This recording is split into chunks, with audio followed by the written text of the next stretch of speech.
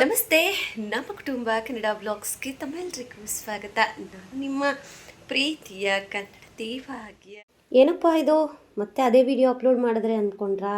ಅಲ್ಲ ಗೈಸ್, ಇವತ್ತು routine ಬ್ಲಾಗನ್ನು share ಮಾಡೋಣ ಅಂತ ಹೇಳಿ Thursday evening to night routine ಹೇಗಿರುತ್ತೆ ಅಂತ ಹೇಳಿ ಶೇರ್ ಮಾಡ್ತೀನಿ. ದಯವಿಟ್ಟು ಎಷ್ಟೊಂದು ಜನ ನೋಡ್ತಾ ಇದ್ದಾರೆ, ಬಟ್ ಸಬ್ಸ್ಕ್ರೈಬ್ ಆಗ್ತಾಯಿಲ್ಲ. ಸಬ್ಸ್ಕ್ರೈಬ್ ಆದರೆ ನಿಮ್ದು ಯಾವುದೇ ಥರದ ದುಡ್ಡು ಕಟ್ ಆಗೋದಿಲ್ಲ guys. Subscriber is free of cost. So subscribe ಮಾಡ್ಕೊಳ್ಳಿ, ಓಕೆ. ಆ್ಯಂಡ್ ಇನ್ನು ಗುರುವಾರ ನಾನು ನಿನ್ನೆ ಪರ್ಯಂತ ಬರೋ ಅಷ್ಟೊತ್ತಿಗೆ ಬ್ಲಾಗ್ ಎಂಡ್ ಮಾಡಿದೆ. ಈಗ ಈವ್ನಿಂಗಿಂದ ನೈಟ್ ರೊಟೀನ್ ಹೇಗಿರುತ್ತೆ ನಮ್ಮದು ಅನ್ನೋದನ್ನು ಶೇರ್ ಮಾಡ್ತಾ ಇದ್ದೀನಿ. ಸೊ ಈವ್ನಿಂಗು ಸ್ಕೂಲಿಂದ ಬರೋ ಅಷ್ಟೊತ್ತಿಗೆ ಜೋಳ ಬೇಯಿಸ್ಕೊಟ್ರು ಅವ್ರ ದೊಡ್ಡಮ್ಮ.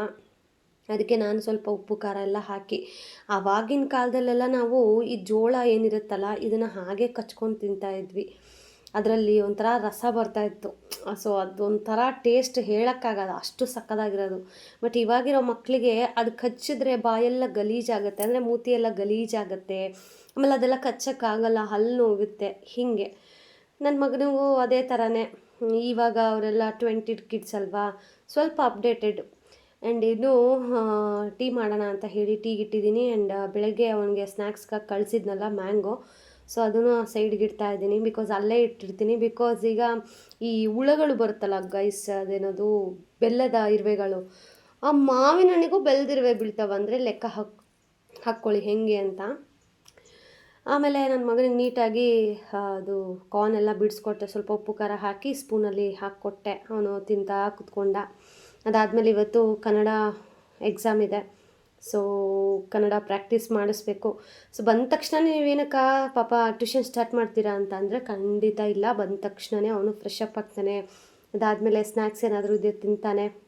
ಸೊ 5:30ಗೆ ಅಲಾರಾಮ್ ಇಟ್ಟಿರೋದು ನಾನು ಟ್ಯೂಷನ್ಗೆ. ಸೊ ಆಫ್ಟರ್ ದಟ್ ಅವನು ಟಿ ವಿ ಸ್ವಲ್ಪ ಹೊತ್ತು ನೋಡ್ತಾನೆ, ಸ್ವಲ್ಪ ಆ್ಯಕ್ಟಿವಿಟಿ ಎಲ್ಲ ಮಾಡ್ಕೊತಾನೆ.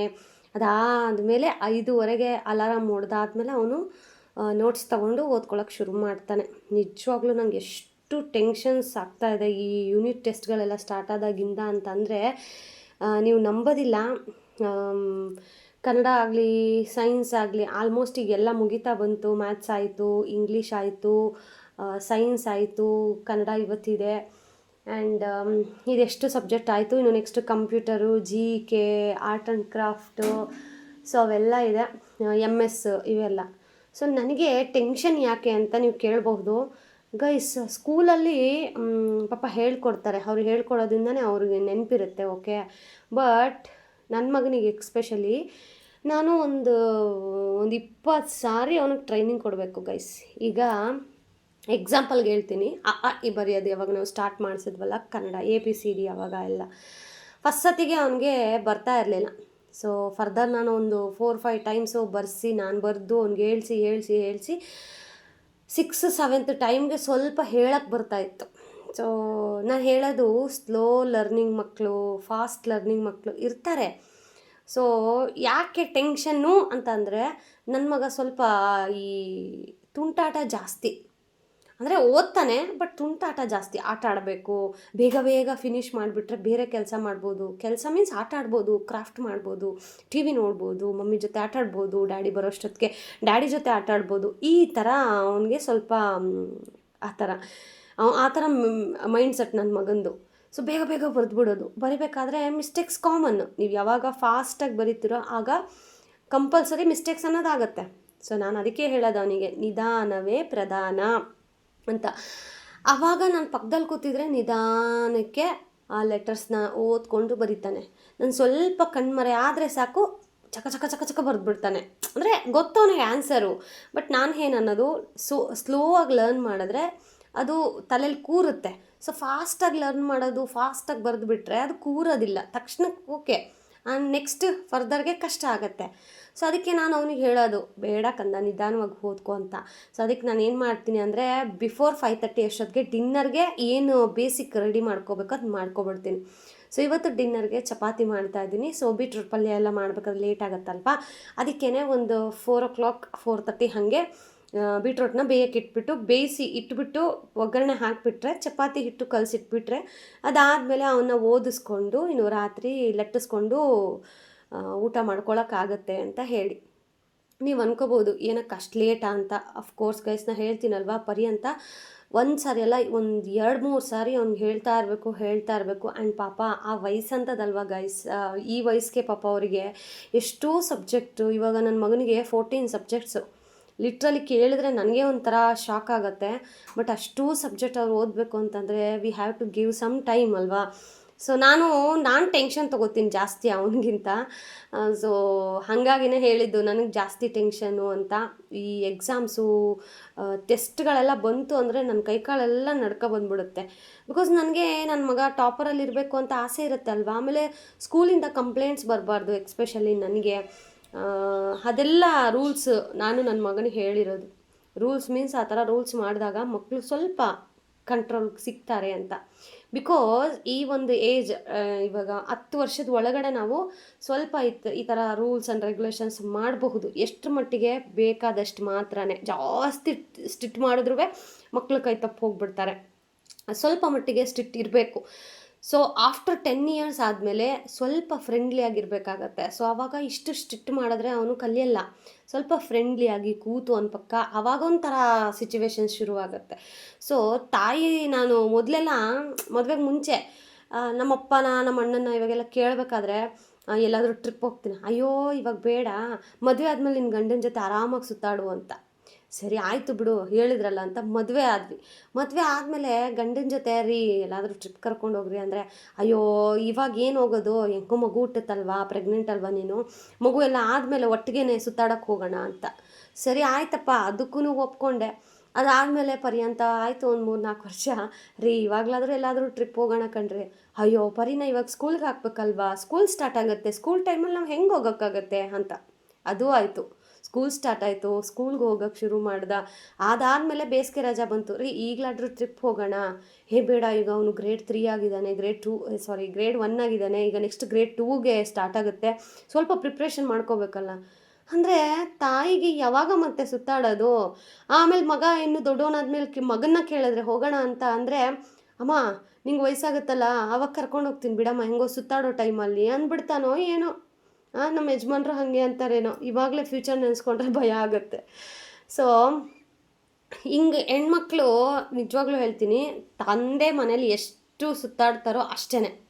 ಗಂಡನ ತಪ್ಪು ಅಂತ ಹೇಳೋಕ್ಕಾಗೋದಿಲ್ಲ.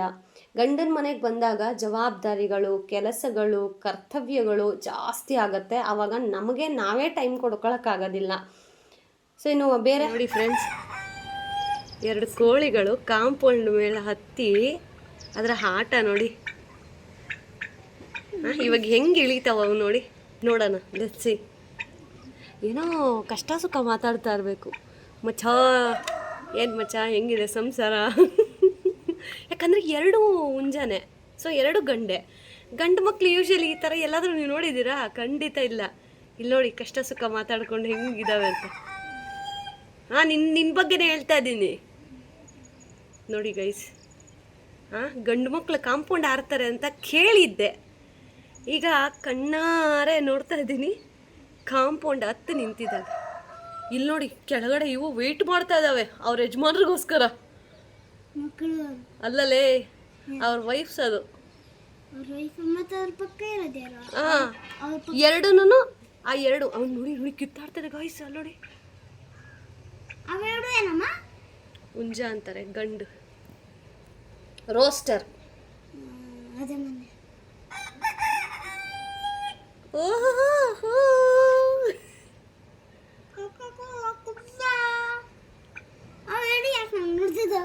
ನಾವು ವಿಡಿಯೋ ಮಾಡ್ತಾ ಇದೀವಿ ಅಂತ ಗೊತ್ತಾಗೈತೇನೋ ನೋಡ್ರಿ ಹೆಂಗೆ.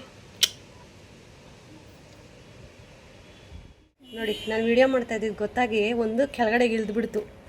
ಅಲ್ಲಿ ಹೋಗ್ತಾ ಇದೆ ನೋಡಿ, ಅಲ್ಲಿ ಅದೇ ಅದು ಹೋಗ್ತಾ ಇದೆ, ಇದು ಇನ್ನು ಕೂತಿದೆ.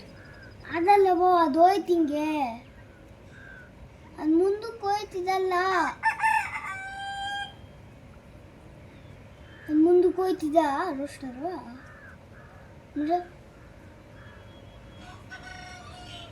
ಆಗ ಅಲ್ಲಿ ಒಳಗಡೆ ಇರೋದು ಆಗಾಗ ಬಂತಿಗೆ ನೋಡಿ. ಅದು ಹೆಣ್ಣು ಕಣ, ಚಿಕ್ಕದ ಕೋಳಿ ಅದು ಹೆಣ್ಣದು. ಇಲ್ಲಿರೋದು ರೋಸ್ಟರ್. ಇಲ್ಲಿದೆ ರೋಸ್ಟರ್. ಓಕೆ ರೋಸ್ಟರ್ ಬಾಯ್ ಬಾಯ್. ನೋಡಿ ಗೈಸ್ ನೋಡ್ತಾ ಇದೆ ಅದು. ಎಲ್ಲಿ ಝೂಮ್ ಮಾಡ್ತೀನಿ ನೋಡ್ಕೋ. ಇಲ್ಲಿ okay bye bye. Hello excuse me. ಎಲ್ಲಿ ಹೊಡ್ತೀರಿ? ಅದಕ್ಕೆ ಬಾಯ್ ಮಾಡ್ಬೇಕಂತ ಅಂದಲ್ಲ, ಅದಕ್ಕೆ ಓಡ್ತು. ಓಕೆ ಬಾಯ್ ಬಾಯ್. ನೋಡಿದ್ರಾ ನಮ್ಮೂರು ಕೋಳಿಗಳು ಹೆಂಗೆ ಅಂತ. ಸೊ ಬನ್ನಿ ಈಗ ಬಟ್ಟೆ ಮಡ್ಚೋಣ. ಬೆಳಗ್ಗೆ ಎಲ್ಲ ಬಟ್ಟೆ ವಾಷಿಂಗ್ ಹಾಕಿದ್ನಲ್ಲ. ಸೊ ಈಗೇನೆ 5:30 ಅಷ್ಟೊತ್ತಿಗೆ ನಂದು ಏನು ಕೆಲಸ ಇರುತ್ತಲ್ಲ ಆಲ್ಮೋಸ್ಟ್ ಕೆಲಸನ ನಾನು ಮುಗಿಸ್ಕೊಂಡು ಆರಾಮಾಗಿ ಅವ್ನ ಪಕ್ಕ ಕೂತ್ಕೋತೀನಿ ಓದ್ಸೋಕ್ಕೆ. ಸೊ ಇಷ್ಟೆಲ್ಲ ನಾವು ಮಾಡ್ತಾ ಇದ್ರೂ ಕಾಲ್ ಮಾಡ್ತಾರೆ ನಮ್ಮ ಯಜಮಾನ್ರು. ಮಾಡಿಬಿಟ್ಟು ಅಡುಗೆ ರೆಡಿನಾ, ನಾನು ಬರ್ತಾ ಇದ್ದೀನಿ, ಹೊಟ್ಟೆ ಹಸಿತಾ ಇದೆ, ಜಾಸ್ತಿ ಹೊಟ್ಟೆ ಹಸಿತಾ ಇದೆ ಅಂತ. ಬಟ್ ಮನೇಲಿ ಇಷ್ಟು ಕೆಲಸ ಮಾಡಿ ಅವಳಿಗೇನಾದರೂ ಬೇಕಾ, ಒಂದು ದಿನ ಎಲ್ಲಾದರೂ ಸುತ್ತಾಡಕ್ಕೆ ಕರ್ಕೊಂಡು ಹೋಗೋಣ, ಅವಳಿಗೂ ಇಷ್ಟ ಆಗುತ್ತಲ್ವಾ. ನಾವು ಕೇಳಬೇಕು. ಅದು ನಮ್ಮ ಯಜಮಾನ್ರು ಒಬ್ಬರೇ ಅಂತಲ್ಲ, ಎಲ್ಲ ಗಂಡಂದರೂ ಹಾಗೇ, ಎಲ್ಲರ ಮನೆ ದೋಸೆ ತೂತೆ ಆಯಿತಾ. ಅವಾಗ ಅನಿಸುತ್ತೆ, ಏನು ನನಗೆ ಯಾರೂ ಕೇರ್ ಮಾಡೋರಿಲ್ವಲ್ಲಪ್ಪ, ಎಂಥ ಜೀವನ ಇದು ಅಂತ ಅನಿಸ್ಬಿಡುತ್ತೆ ಕೆಲವೊಂದು ಸಾರಿ. ಬಟ್ ಕೆಲವೊಂದು ಸಾರಿ as a mother, as a wife, as a home maker ಅಂತ ಅಂದಾಗ ತುಂಬಾ ಪ್ರೌಡ್ ಫೀಲ್ ಆಗುತ್ತೆ. ನಾವು ಮನೆಯಲ್ಲೇ 24/7 ನಾವು ದುಡಿತಾ ಇದ್ದೀವಿ, ಯಾವುದೇ ಥರದ ಎಕ್ಸ್ಪೆಕ್ಟೇಷನ್ಸ್ ಇಲ್ಲದೆ. ಸೋ ಗ್ರೇಟ್ಫುಲ್ ಅಲ್ವಾ ನಾವು ಹೌಸ್ ವೈಫ್ಸ್ ಅಂದರೆ. ನಿಜವಾಗ್ಲೂ ವಿ ಆರ್ ವೆರಿ ಗ್ರೇಟ್ ಅಂತ ಹೇಳೋಕ್ಕೆ ಇಷ್ಟಪಡ್ತೀನಿ. ಬಟ್ ಹಸ್ಬೆಂಡ್ಸು ಅಷ್ಟೇ ಚೆನ್ನಾಗಿ ಅರ್ಥ ಮಾಡಿಕೊಂಡು ಅವ್ರನ್ನ ಎಲ್ಲಾದರೂ ಔಟಿಂಗ್ ಕರ್ಕೊಂಡು ಹೋಗೋದು, ಆಚೆ ತಿರ್ಗಾಡಕ್ಕೆ ಕರ್ಕೊಂಡು ಹೋಗೋದು, ಇವೆಲ್ಲ ಮಾಡಿದಾಗ ಖಂಡಿತವಾಗ್ಲೂ ಪಾಪ ಅವರು ಖುಷಿ ಆಗ್ತಾರಲ್ವಾ. ಈ ವಿಡಿಯೋ ಮುಖಾಂತರ ಹೇಳ್ತಾರೋ, ಈಗ ಗಂಡು ಮಕ್ಳು ನೋಡ್ತಾ ಇದ್ದೀರೋ ವಿಡಿಯೋನ, ಹೆಣ್ಮಕ್ಳು ನೋಡ್ತಾ ಇದ್ದೀರೋ ಗೊತ್ತಿಲ್ಲ. ಬಟ್ ನಾನು ಹೇಳೋದು ಇಷ್ಟೇನೆ, ಸ್ವಲ್ಪ ಟೈಮ್ ಕೊಡಿ ಅವ್ರಿಗೂ. ಒಂದು ಸಂಡೇ ಟೈಮ್ ಆಗಲಿ, ಸ್ಯಾಟರ್ಡೆ ಟೈಮ್ಸ್ ಆಗಲಿ, ಎಲ್ಲಾದರೂ ಕರ್ಕೊಂಡು ಹೋಗಿ ಒಂದಿನ ಹೋಟೆಲಲ್ಲಿ ಊಟ ಕೊಡಿಸಿ, ಅದು ಖುಷಿಯಾಗತ್ತೆ ಹೆಣ್ಮಕ್ಳಿಗೆ. ಸೊ ನನಗೆ ಅದರಲ್ಲಿ ಯಾವುದೇ ಥರದ ಬೇಜಾರಿಲ್ಲ. ಬಟ್ ಕೆಲವೊಂದು ಸಾರಿ ಎಷ್ಟೊಂದು ಸತಿ ಹತ್ಕೊಬಿಟ್ಟಿದ್ದೀನಿ. ನನಗೆ ಈ ಕೆಲಸ ಎಲ್ಲ ಜಾಸ್ತಿ ಅಂತ ಅನ್ನಿಸ್ದಾಗ ಯೂಟ್ಯೂಬು, ಇನ್ಸ್ಟಾಗ್ರಾಮು, ಫೇಸ್ಬುಕ್ಕು, ಜೊತೆಗೆ ಕೆಲಸ, ಪರ್ಯಂತ್ಗೆ ಎಕ್ಸಾಮ್ಸು, ಈ ಥರ ನನಗೆ ಮ್ಯಾನೇಜ್ ಮಾಡೋಕ್ಕಾಗಲ್ಲ ಅನ್ನೋ ಟೈಮಲ್ಲಿ ಎಷ್ಟೊಂದು ದಿನ ಹತ್ಬಿಟ್ಟಿದ್ದೀನಿ ನಾನು. ಆವಾಗ ನಮ್ಮ ಯಜಮಾನ್ರ ಹತ್ರನೇ ಇನ್ಯಾರ ಹತ್ರ ಕೇಳೋದು. ಸೊ ಹತ್ಕೊಂಡಾಗ ನಾನು ಫಸ್ಟ್ ಹೇಳೋದು ಅವರಿಗೆ, ನನ್ನ ಕೈಯಲ್ಲಿ ಆಗ್ತಾಯಿಲ್ಲ, ಐ ಆಮ್ ಸೋ ಟಯರ್ಡ್ ಅಂತ ಅಂದಾಗ, ಸೊ ವಿತಿನ್ ಸೆಕೆಂಡ್ಸ್ ಅವ್ರು ಯೋಚನೆ ಮಾಡಿದಿರ ನಾನು ಎಲ್ಲಾದರೂ ಕರ್ಕೊಂಡು ಹೋಗ್ತಾರೆ. ಸೊ ದಟ್ ಮೈಂಡ್ ಫ್ರೀ ಆಗುತ್ತೆ ಅವಳಿಗೂ ಸಾಕಾಗಿದೆ ಮನೇಲಿದ್ದು ಅಂತ. ಸೊ ಅವಾಗ ಈ ಥರ ಸಂಡೇಸು, ಸ್ಯಾಟರ್ಡೇಸ್ ಎಲ್ಲಾದರೂ ಕರ್ಕೊಂಡು ಹೋಗ್ತಾರೆ, ಅಥವಾ ಮಾರ್ನಿಂಗ್ ಟೈಮ್ಸು ಡ್ಯೂಟಿಗೆ ಹೋಗೋಕ್ಕೆ ಮುಂಚೆ ಸುತ್ತಾಡ್ಸ್ಕೊಂಡು ಕರ್ಕೊಬರ್ತಾರೆ. ಈ ಥರ ಅಂದರೆ ಹೌಸ್ ವೈಫ್ ನಮಗೂ ನೀವು ಅನ್ಕೋಬೋದು ಏನು ಆರಾಮಾಗಿ ಮನೇಲಿರ್ತಾರೆ. ಖಂಡಿತ ಆರಾಮಾಗಿ ಯಾರೂ ಮನೇಲಿರಲ್ಲ, ತುಂಬಾ ಕೆಲಸ ಇರುತ್ತೆ. ಕೆಲಸದ ಮಧ್ಯೆ ಕೆಲವೊಂದು ಸಾರಿ ಊಟ ಸಹ ಮಾಡಿರೋದಿಲ್ಲ ನಾವು. ಗ್ಯಾಸ್ಟ್ರಿಕ್ಕು ಯಾಕೆ ಹೆಣ್ಮಕ್ಳಲ್ಲಿ ಜಾಸ್ತಿ ಅಂತಂದರೆ ಇದೇ ಕಾರಣಕ್ಕೆ, ಕೆಲಸ ಯಾವಾಗಲೂ ಹೊಟ್ಟೆ ಹಸ್ದಾಗ ತಿನ್ನೋದು, ಇಲ್ಲ ಅಂದರೆ ಬಿಟ್ಬಿಡೋದು. ಈವನ್ ನನ್ನನ್ನು ಸೇರಿಸಿನೇ ಹೇಳ್ತಾ ಇರೋದು ನಾನು. ಕೆಲಸ ಮಾಡಿಬಿಟ್ಟು ಆಮೇಲೆ ತಿಂದ್ಬಿಡೋಣ, ಒಂದೇ ಸತಿ ಮಾಡ್ಕೊಬಿಡೋಣ, ಈ ಥರ ಯೋಚನೆ ಮಾಡ್ತೀವಿ ನಾವು. ಬಟ್ ಒಳ್ಳೆ ಅಂಡರ್ಸ್ಟ್ಯಾಂಡಿಂಗ್ ಪಾರ್ಟ್ನರ್ ಇದ್ದಾಗ, ಈಗ ನನಗೇನೆ ಕೆಲವೊಂದು ಸಾರಿ ನಮ್ಮ ಯಜಮಾನ್ರಿಗೂ ಅರ್ಥ ಆಗೋದಿಲ್ಲ ನಾನು ಹೇಳೋವರೆಗೂ. ನಾನೇ ಬಾಯಿ ಬಿಟ್ಟು ಕೇಳ್ತೀನಿ, ರೀ ನನ್ನ ಕೈಯಲ್ಲಿ ಆಗ್ತಾಯಿಲ್ಲ, I am tired, so tired, ನಂಗೆ ಆಗ್ತಿಲ್ಲ ಅಂತ ಅಂದಾಗ, ಸರಿ ಎಲ್ಲಾದರೂ ಹೋಗೋಣ, ಪಾನಿಪುರಿ ತಿನ್ನೋಕ್ಕೆ ಹೋಗೋಣ, ಇಲ್ಲ ಎಲ್ಲಾದರೂ ಪಿಕ್ಚರ್ಗೆ ಹೋಗೋಣ, ಇಲ್ಲ ಎಲ್ಲಾದರೂ ಹೋಗ್ಬೇಕಾ, ದೇವಸ್ಥಾನಕ್ಕೆ ಹೋಗೋಣ. ಸೊ ಹಿಂಗೆಲ್ಲ ಕೇಳ್ತಾರೆ. ಸೊ ಅದೊಂಥರ ಎಷ್ಟು ಸ್ಯಾಟಿಸ್ಫೈ ಫೀಲ್ ಕೊಡುತ್ತೆ ಗೊತ್ತಾ. ಸೊ ಇಷ್ಟೇ ಜಸ್ಟ್ ಗಂಡು ಮಕ್ಳು ಮಾಡಬೇಕಾಗಿರೋದು. ಆ ಒಂದು ಮಾತು ಅವ್ರಿಗೆ ಹೇಳಿಬಿಟ್ರೆ ಎಷ್ಟೋ ಮತ್ತೆ 100 ಬ್ಯಾಟ್ಸ್ ಬಲ್ಬ್ ಹಾಕಿದ್ರೆ ಎಷ್ಟು ಪವರ್ ಬರುತ್ತೋ ಅಷ್ಟು ಪವರ್ ವಾಪಸ್ ಬರುತ್ತೆ ಗೊತ್ತಾ. ಅರ್ಥ ಮಾಡ್ಕೊಳ್ಳಿ ಅಷ್ಟೇನೆ. ಸೊ ಅಲ್ಲಿ ಬಟ್ಟೆ ಎಲ್ಲ ಮಡಚಿ ಬಂದು ಹಿಟ್ಟೆಲ್ಲ ಕಲಸಿಟ್ಟೆ. ಅದಾದಮೇಲೆ 5:30 ಆಗೋಯ್ತು. 5:30ಗೆ ನನ್ನ ಮಗನಿಗೆ ಟ್ಯೂಷನ್ ಸ್ಟಾರ್ಟ್ ಆಯಿತು. ಟ್ಯೂಷನ್ ಯಾವುದು ನಾವು ವಿಡಿಯೋ ಮಾಡಿಲ್ಲ, ಬಿಕಾಸ್ ವಿಡಿಯೋ ಮಾಡೋಷ್ಟು ಪೇಷನ್ಸ್ ಇರೋದಿಲ್ಲ. ಆಮೇಲೆ ಅವ್ನ ಮುಂದೆ ನಾನು ಕೂತಿದ್ದೀನಿ ಅಂತಂದರೆ ಟ್ಯೂಷನಲ್ಲಿ ನಮ್ಮ ಮನೇಲಿ ಡಿಫ್ರೆಂಟಾಗೇ ಇರುತ್ತೆ.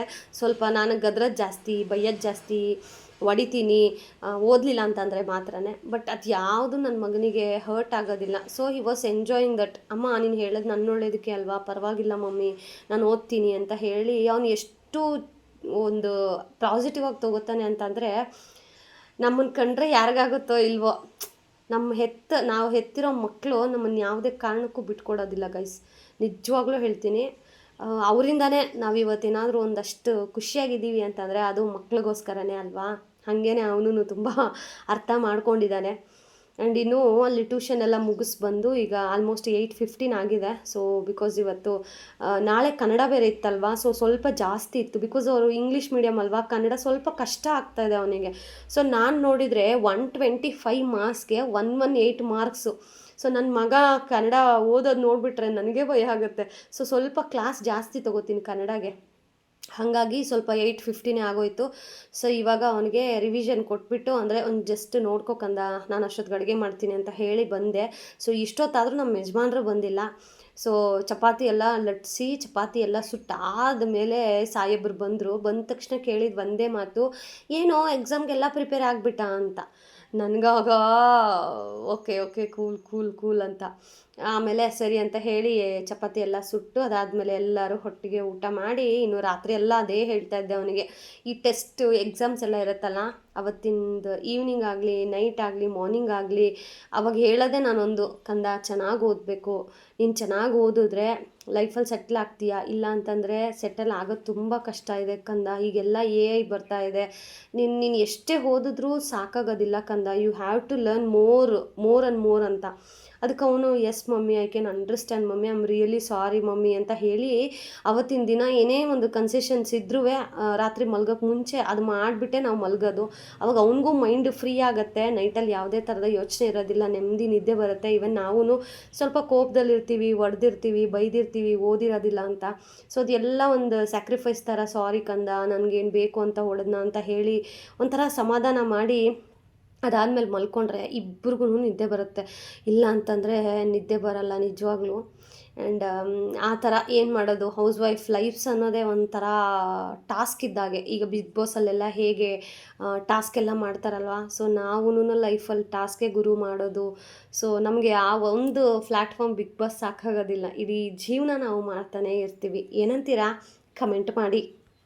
ನೀವು ಅಷ್ಟೇ ಕೋಪದಲ್ಲಿ ಮಕ್ಕಳ ಮೇಲೆ ಗದ್ದಿರ್ತೀವಿ, ಅಥವಾ ಯಾವುದೋ ಟೆನ್ಷನ್ ತೊಗೊಂಬಂದು ಮಕ್ಕಳ ಮೇಲೆಲ್ಲ ಬಿಡ್ತಾ ಇರ್ತೀವಿ. ನಿಮ್ಮಿಂದ ಆ ಮಕ್ಕಳು ಏನೂ ಎಕ್ಸ್ಪೆಕ್ಟ್ ಮಾಡೋದಿಲ್ಲ, ಜಸ್ಟ್ ಒಂದು ಸಾರಿ, ಒಂದು ಹಗ್, ಸಾರಿ ನಮ್ಮ ಭಾಷೆಯಲ್ಲಿ ನಾವು ಹಗ್ಗಿ ಅಂತೀವಿ, ಅದಕ್ಕೆ ಹೇಳಿದೆ. ಒಂದು ಹಗ್ ಕೊಟ್ಬಿಟ್ಟು ಅವ್ರನ್ನ, ಐ ಆಮ್ ವಿತ್ ಯು ಕಂದ, ಡೋಂಟ್ ವರಿ, ನಾನು ಹೊಡೆದಿರೋದಕ್ಕೆ ಐ ಆಮ್ ರಿಯಲಿ ಸಾರಿ, ನೀನು ಚೆನ್ನಾಗಿ ಓದಿದ್ರೆ ನಾನು ಹೊಡಿತಾ ಇರಲಿಲ್ಲ, ಇಷ್ಟು ಹೇಳಿದ್ರೆ ದೇ ರಿಲ್ಯಾಕ್ಸ್ ಸೋ ಮಚ್ ಗೊತ್ತಾ. ಅವ್ರು ಆ ಮಿನಿಟೇ ಎಲ್ಲ ಮರ್ತೋಗ್ತಾರೆ. ಸೊ ಹೋಪ್ ಇವತ್ತಿನ ವೀಡಿಯೋ ನಿಮ್ಮೆಲ್ಲರಿಗೂ ಸ್ವಲ್ಪ ಆದರೂ ಮೋಟಿವೇಟ್ ಆಗಿರುತ್ತೆ ಅಂತ ಹೇಳಿ ಭಾವಿಸ್ತೀನಿ. ಸೊ ದಯವಿಟ್ಟು ಆಗಿದರೆ ಒಂದು ಕಮೆಂಟ್ ಹಾಕೋಗಿ, ಹಾಗೆಯೇ ಸಬ್ಸ್ಕ್ರೈಬ್ ಆಗಿ ಸಪೋರ್ಟ್ ಮಾಡಿ. Thank you so much. ಮತ್ತೊಂದು ಇಂಟ್ರೆಸ್ಟಿಂಗ್ ವೀಡಿಯೋ ಜೊತೆ ಸಿಗ್ತೀನಿ. ಅಲ್ಲಿವರೆಗೂ ಮಿಸ್ ಮಾಡ್ತಾಯಿರಿ, ಬ್ಲೆಸ್ ಮಾಡ್ತಾಯಿರಿ. Lots of love. Bye bye.